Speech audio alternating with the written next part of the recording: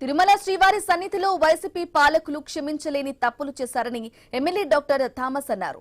చిత్తూరు జిల్లా జీడి నెల్లూరులోని శ్రీ వేణుగోపాల స్వామి ఆలయంలో ఆయన ప్రత్యేక పూజలు చేశారు. ఆనాటి వైసీపీ నేతల పాపాలు భక్తులు ఇంకా మర్చిపోలేదని మండిపడ్డారు. కోట్లాది మంది భక్తుల మనోభావాలను దెబ్బతీశారని ఆగ్రహం వ్యక్తం చేశారు.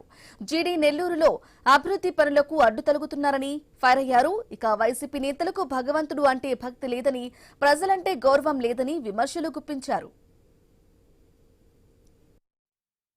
ప్రపంచంలో ఎక్కడెక్కడో నుంచి వస్తున్నారు.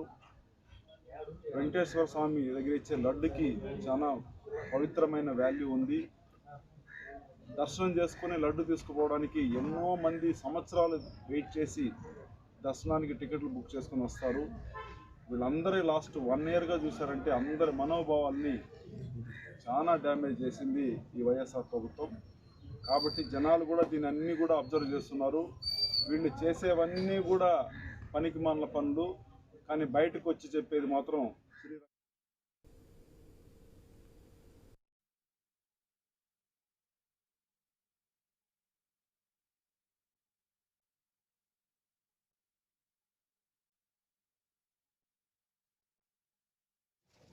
విజయ్ సార్ వచ్చండి.